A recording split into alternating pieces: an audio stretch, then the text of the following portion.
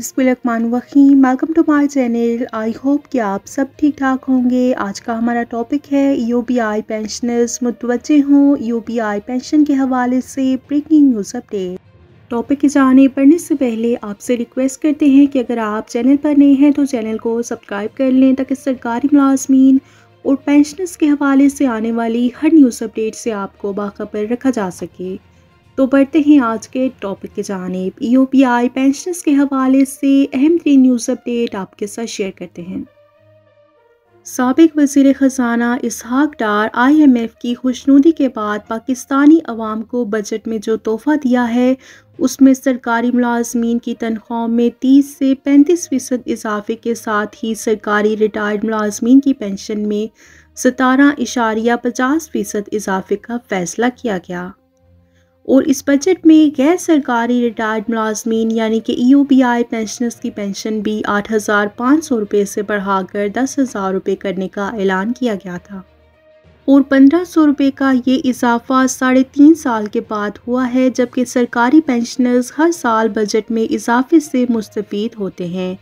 और दूर न जाएं, गुज़श्ता साल जब शहबाज शरीफ ने इक़्तिदार संभाला तो सरकारी पेंशनर्स की पेंशन में 10% इजाफे का ऐलान किया गया और फिर बजट में मज़ीद 5% इजाफे से ये इजाफा 15% हो गया और अब 17 और 50% इजाफे से 32.50% इजाफा सिर्फ 1.5 साल में हुआ है, जबकि यूबीआई पेंशनर्स का इजाफा 3.5 साल के बाद किया गया और वो भी सिर्फ 1,500 रुपये का।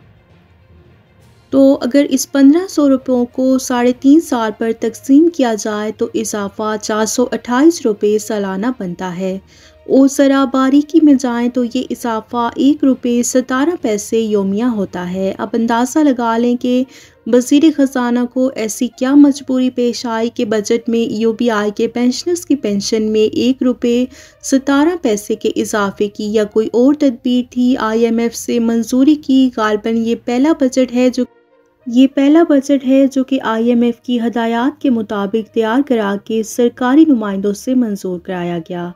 अगरचे वज़ीर ख़ज़ाना का मैटर नहीं कि यूबीआई की पेंशन कौमी ख़जाने से अदा नहीं की जाती, बल्कि इसकी अदायगी यूबीआई के अपने फंड से की जाती है और यही नहीं, यूबीआई मरकज़ी हुकूमत के तहत काम करता है।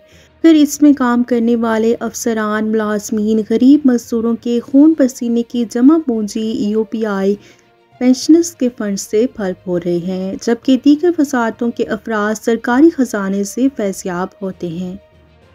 यूबीआई एक खुद मुख्तार इदारा है जो कि यूबीआई एक्ट 1976 की दफ़ा 21 के तहत हर 3 साल बाद अपने जुमला असासाजात और वाजबात की एक्चुरियल वैल्यूएशन कंपनी से कराने का पाबंद है, जिसकी रिपोर्ट की रोशनी में यूबीआई का बोर्ड ऑफ ट्रस्टीज पेंशन में इजाफे का तयन करके वजारत को आगाह करती है।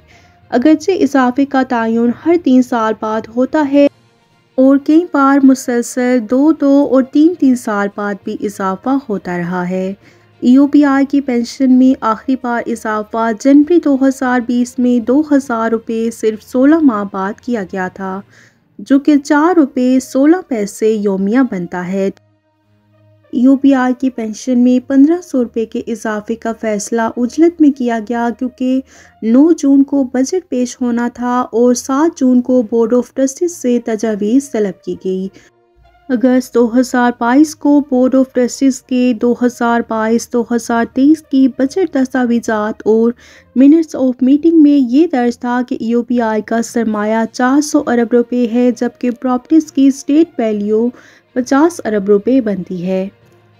वर्कर्स कंट्रीब्यूशन से 33 अरब और सरमायाकारी से 47 अरब रुपये की आमदनी हासिल होती है और इसके अलावा मुख्तलिफ ज़राए से 2 अरब रुपये की आमदनी और हुई है और इस तरह से टोटल रकम 80 अरब रुपये बनती है, जबकि अखराजात की मद में 51 अरब रुपये पेंशनर्स को अदा किए जाते हैं और 3.5 अरब रुपये यूबीआई के अफसरान और मुलाजमीन की तनख्वाहों, मरात और दीगर अखराजात में खर्च हो जाते हैं और इस तरह से 54 रुपये निकाल कर 27 अरब रुपये सरप्लस बचते हैं। अगर इसी सरप्लस रकम को तमाम यूबीआई पेंशनर्स में मसावी तकसीम कर दिया जाए तो फीकस इजाफा 10,000 रुपये बनता है, جبکہ سرکار نے اپنے حصے کی میچنگ گرانٹ 1995 سے روک رکھی ہے۔